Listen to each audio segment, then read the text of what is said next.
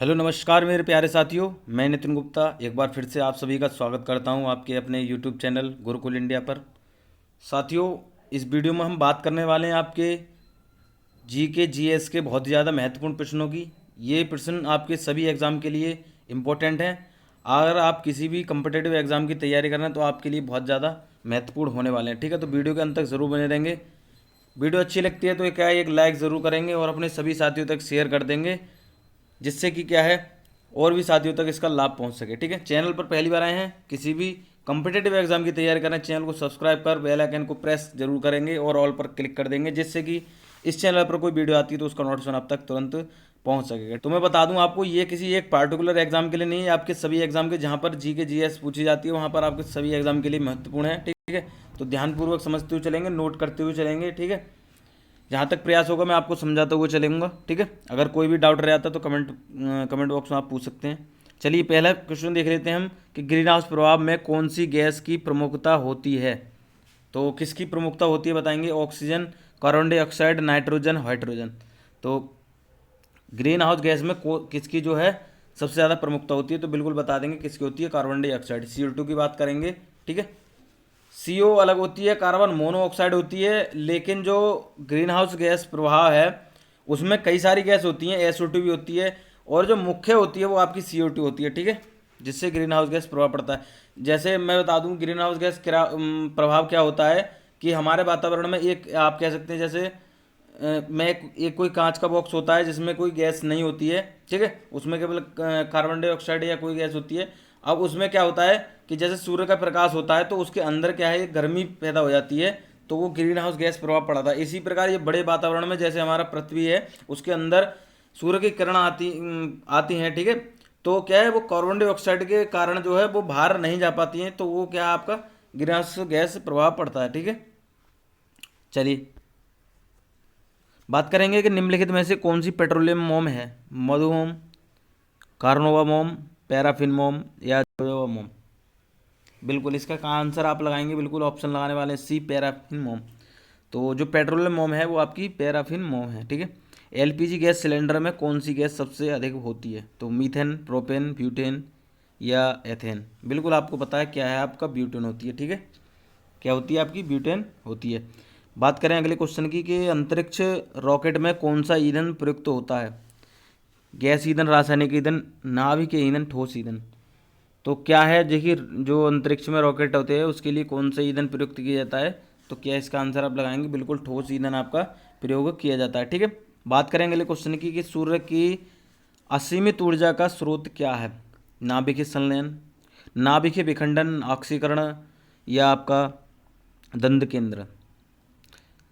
ये कह रहे हैं असीमित ऊर्जा का स्रोत। अब देखिए असीमित ऊर्जा जो आपको मिल रही है तो उसका स्रोत क्या है, किसके द्वारा आपको जो है सूर्य का प्रकाश मिलता है। ठीक, तो आप क्या लगाएंगे, ऑप्शन ए लगाने वाले हैं, नाभिकीय संलयन के द्वारा। ठीक है, बात करेंगे अगले क्वेश्चन की कि निम्नलिखित में से किस पर ऋण आवेश होता है, इलेक्ट्रॉन, प्रोटॉन, न्यूट्रॉन, पॉजिट्रॉन। देखिए यहाँ पर क्या कह रहा है, ऋण आवेश, तो बिल्कुल आपको पता है क्या लगा देंगे, ऑप्शन ए लगा देंगे, इलेक्ट्रॉन। प्रोटॉन की बात करें, प्लस की बात करेंगे, न्यूट्रॉन पर कोई चार्ज नहीं होता है। ठीक है, बात करेंगे पागल कुत्ते के काटने से कौन सा रोग होता है, स्नोफीलिया, साइटिका, न्यूमोनिया या हाइड्रोफोबिया। क्या इसका आंसर आप बिल्कुल लगाएंगे, तो बिल्कुल लगाने वाले हैं, कौन सा आपका कुत्ते के काटने से रोग होता है, तो क्या लगाएंगे, हाइड्रोफोबिया होता है। ठीक है, चलिए बात करेंगे क्वेश्चन अगले की। प्रेशर कुकर में खाना जल्दी पक जाता है क्योंकि वह सुविधाजनक होता है, कुकर में हवा का दबाव बढ़ जाने से उबलने का ताप बिंदु अधिक हो जाता है, यह अधिक महंगा होता है क्योंकि इसमें उबलने का ताप बिंदु कम हो जाता है। क्या इसका आंसर आप करेंगे, बिल्कुल आपका यही ऑप्शन सही हो जाएगा, क्योंकि इसमें जो उबलने का ताप है वो उसके बिंदु से कम हो जाता है। ठीक है, चलिए बात करेंगे क्वेश्चन अगले की। स्वस्थ मनुष्य के शरीर का ताप क्या होता है, बिल्कुल इस ये तो आपको पता होगा, 98.4 degree Celsius, 98.4 Fahrenheit, 100 degree Celsius या 37.4 फ़ारेनहाइट। अब ये याद रखेंगे, मैं बता दूं आपको, आप इस ऑप्शन में क्या लगाने वाले हैं। कुछ साथी क्या तुक्का मार देंगे जल्दी से, और इसको भी लगा सकते हैं आप, इसको भी लगा सकते हैं। लेकिन आपको क्या क्वेश्चन ये पीछे की लैंग्वेज समझनी है कि इसमें क्या कर रहा है। ये कह रहा है फ़ारेनहाइट में देखेंगे तो 98.4 आ जाएगा, और सेल्सियस में देखेंगे 37 डिग्री सेल्सियस के आसपास होता है, ठीक है। अब बात करें इसको, देखिए दूसरा ऑप्शन आपको कैसे देखने को मिल जाए, 98.6 भी कहीं कहीं देखने को मिल जाता है, तो ये भी आपका आंसर सही हो जाता है, मैं आपको बता दूं, ठीक है। चलिए बात करेंगे कि इंद्रधनुष बनने का क्या कारण है। कोहरा, ठंड, पानी की बूंदों से प्रकाश का विवर्तन, और उपयुक्त में से कोई नहीं। बिल्कुल आप लगा देंगे, बिल्कुल आपको पता है, ऑप्शन सी लगा दे वाले हैं। क्या है, पानी की बूंदों से प्रकाश का विवर्तन, ठीक है। देखिए जब बारिश पड़ती है और सूर्य की किरण पड़ती है, तो सूर्य की किरण जो है उस बूंदों, जो बूंद पड़ती हैं उन पर टकराती है, तो जिससे क्या है वो विवर्तन होता है, और जिससे रंग आपको दिखने को लगते हैं, ठीक है। तो यही कारण है आपके इंद्रधनुष बनने का। क्वेश्चन अगला देखें, बिजली के बल्ब का फिलामेंट बना होता है, ये क्वेश्चन भी आपका पूछा जाता है। तांबे का, प्लेटिनम का, टंगस्टन का, या चांदी का। आपको लग रहे होंगे देखिए सारे क्वेश्चन लिए हैं मैंने जो आपके सभी एग्जाम में पूछे जाते हैं, तो बिल्कुल आपको पता है किसका होता है, आपका टंगस्टन का। जो धातु होती है वो टंगस्टन की होती है, जो फिलामेंट बना होता है, जो जलता है, ठीक है। आपने देखा होगा जो हिस्सा जलता है वो आपका किसका होता है, वो टंगस्टन का होता है, ठीक है। बात करें विद्युत धारा नापने की इकाई है, देखिए क्या है, वोल्ट है, एम्पियर है, वाट है, कूलाम है। विद्युत धारा बिल्कुल आपको पता है किस में मापी जाती है, आपकी एम्पियर में मापी जाती है, ठीक है। विद्युत धारा को कभी कभी आई से भी प्रदर्शित कर देते हैं, ठीक है। चलिए बात करेंगे कि लोहे की गेंद को पानी में डूब लोहे की गेंद पानी में डूब जाती है, परंतु जहाज तैरता है। जहाज के द्वारा हटाए गए पानी का भार उसके भार से अधिक होता है। जहाज हल्का होता है, समुद्र का पानी खारा होता है, उपयुक्त में से कोई नहीं। बिल्कुल ये देखिए, बिल्कुल बताएंगे इसमें क्या है, इसका आंसर आप लगाने वाले हैं। तो ऑप्शन बिल्कुल लगा देंगे, ऑप्शन ए लगा देंगे। जहाज के द्वारा हटाए गए पानी का भार उसके भार से अधिक होता है, ठीक है।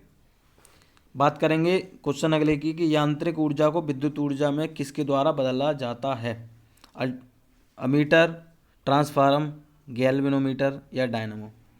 क्या इसका आंसर आप करेंगे, बिल्कुल आप लगाने वाले हैं। देखिए किसके द्वारा जो है वो यांत्रिक ऊर्जा को विद्युत ऊर्जा में बदला जाता है, वो डायनामो होता है, ठीक है।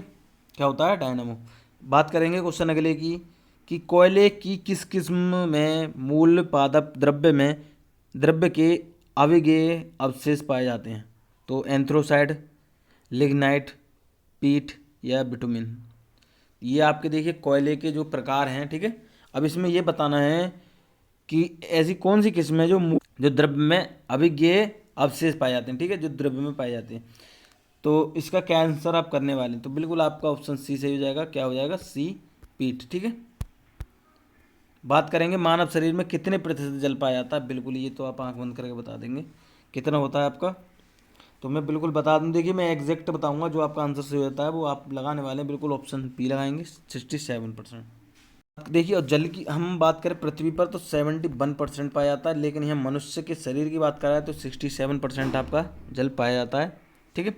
बात करेंगे मानव शरीर में फेफड़े का कार्य है, ये क्वेश्चन पूछ जाता है। रक्त शुद्ध करना, सांस लेना, कार्बन डाइऑक्साइड छोड़ना, ऑक्सीजन छोड़ना। क्या इसका आंसर आप करेंगे, बिल्कुल रक्त को शुद्ध करना आपका फेफड़े का कार्य होता है, ठीक है। अगले के क्वेश्चन की बात करें हम कि लोहे का शुद्धतम रूप कौन सा है। देखिए स्टील है, ढलवा लोहा है, कच्चा लोहा है, पिटवा लोहा है। तो लोहे का शुद्धतम रूप बताना है इसमें। क्या इसका आंसर आप बिल्कुल लगाएंगे, तो ऑप्शन लगाने वाले हैं, ऑप्शन डी लगाने वाले हैं आप, पिटवा लोहा, ठीक है।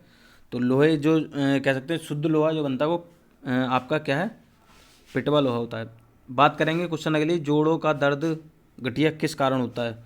अस्थियों में लैक्टिक अम्ल जाने से, अस्थियों में यूरिक अम्ल जाने से, मांसपेशियों के खिंचाव से, उपयुक्त में से कोई नहीं। क्या इसका आंसर आप बिल्कुल लगाएंगे, ऑप्शन बी लगाने वाले हैं, अस्थियों में यूरिक अम्ल जाने से, ठीक है। ऐसे ऐसे क्वेश्चन लिए हैं जो आपने देखे नहीं होंगे, ठीक है, लेकिन आपके एग्जाम में पूछे जाते हैं, तो ध्यानपूर्वक समझते हुए चलेंगे। विटामिन क्या होते हैं, देखिए अब बताएंगे क्या है, अकार्बनिक यौगिक, खनिज लवण, कार्बन यौगिक, प्रोटीन। तो विटामिन क्या होते हैं, क्या इसका आंसर आप करेंगे, बिल्कुल क्या होते हैं, आपके कार्बनिक यौगिक होते हैं, ठीक है। जो हमें क्या है, किसी भी बीमारी है, रोग है, उससे लड़ने की क्षमता देते हैं, ठीक है। ये आपको एनर्जी नहीं देते हैं, कहते हैं ऊर्जा देते हैं, ऊर्जा नहीं देते हैं, ऊर्जा आपकी कई वसा देती है, कार्बोहाइड्रेट देते हैं। विटामिन जो होते हैं वो हमें क्या है, रोगों से लड़ने की क्षमता प्रदान करते हैं, ठीक है। क्वेश्चन की बात करें कि डायबिटीज होती है क्योंकि शरीर में इंसुलिन की मात्रा बिगड़ जाती है, शरीर में विटामिन ए की कमी हो जाती है, शरीर में विटामिन बी की कमी हो जाती है, शरीर में रक्त कणिकाओं में परिवर्तन होता है। क्या इसका आंसर आप करेंगे? बिल्कुल।